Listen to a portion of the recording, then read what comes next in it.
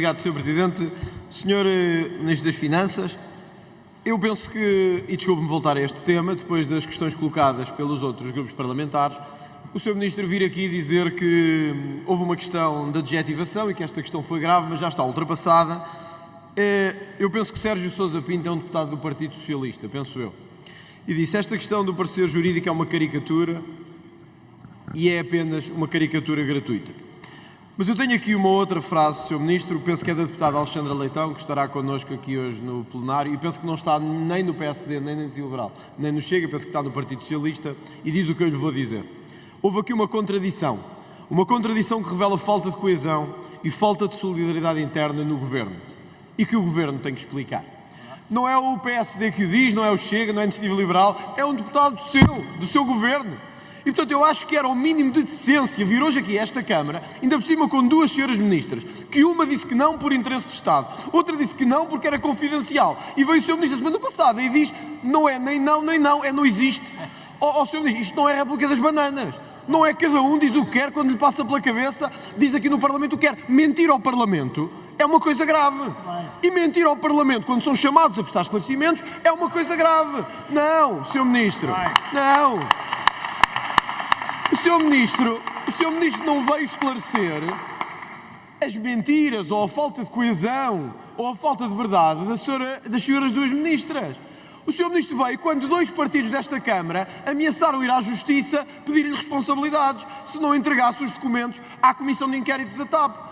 E então o que o Governo fez foi, afinal não há parecer nenhum. Tivemos a falar disto durante uma semana, mas não há nada. Mais, agora veio a Sra. Ministra Mariana Vieira da Silva dizer é que não havia bem parecer, há documentos jurídicos. Mas estamos a brincar, ok?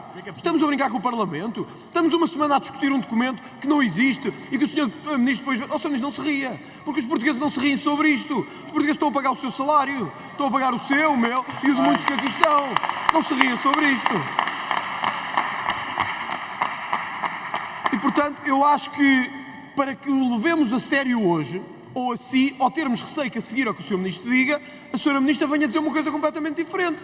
É que vão falar os três hoje e temos que ter confiança no que vai dizer agora, ou daqui a 2 segundos ou 10 segundos temos que pensar que afinal é outro Governo que está aqui no Parlamento. E depois, ainda quando falar a Sra. Ministra da Catarina Mendes, é outro Governo. Portanto, eu acho que ficava bem dar uma explicação sobre isto e dizer quem é que mentiu. E se alguém mentiu, isto tem que ter consequências, porque estamos no Parlamento.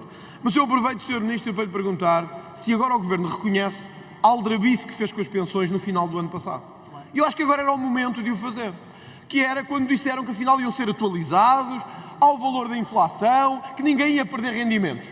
E agora sabemos que agora é que dizem que ninguém vai perder rendimentos. Portanto, há um ano iam perder rendimentos. E, portanto, mentiram mais uma vez. É esta prática de fazer política, que é enganar com artifícios, com fraude, com tentativa de dizer que está tudo bem, mas depois não está.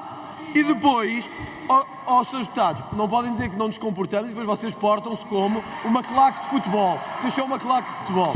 Uma claque de futebol. Portanto...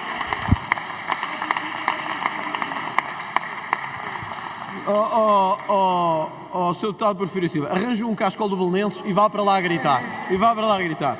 O que lhe pergunto, Sr. Ministro, é... Sr. Deputado Porfírio Silva, não faça ao Sr. Presidente da Assembleia ter que intervir e pô-lo na ordem novamente. Acho que não fica bem e não é bonito. Sr. Ministro, acho que era tempo de reconhecer que o Governo não esteve bem nesta matéria. Tal como não esteve bem em dizer, e o Sr. Ministro disse isso hoje aqui, que promete um alívio fiscal para 2027. É o que está aqui, Sr. Ministro, desculpe, 2027? Nós estamos em 2023. O Sr. Ministro já não será Ministro em 2027. Deixe-me dizer isto com franqueza e com honestidade. Se Deus quiser e estiver no comando, o Sr. Ministro já não será Ministro em 2027. Não será. Pelos votos, digo pelos votos. Não será pela vontade popular. E, portanto, estou convencido que prometer um alívio fiscal para 2027 é o mesmo que o Governo que saiu das eleições de 2026 prometer um alívio fiscal para 2032. Portanto, é absurdo. O Sr. Ministro teve um encaixe de 8,8 mil milhões com a inflação. Ou seja, para quem nos está a ouvir, o Estado arrecadou com o dinheiro dos impostos 8,8 mil milhões. 8,8 mil milhões. E o que dá aos portugueses é umas migalhas e promete um alívio fiscal para 2027. Sr. Ministro, nós temos das taxas estatutárias mais altas de IRC da OCDE. Das mais altas. das mais altas da OCDE. Os nossos pequenos empresários, as nossas pequenas e médias empresas, pagam das taxas mais elevadas da OCDE. E o Sr. Ministro, que encaixa 8,8 mil milhões, não consegue dar um alívio fiscal agora em 2023 ou em 2024. Acha que isto é um programa de estabilidade? Isto não é um programa de instabilidade. Isto é pura propaganda que não serve para mais do que lixo do dia seguinte em que nós o pomos no caixote. Nós temos, Sr. Ministro, nós temos o 10º salário médio mais baixo da União Europeia.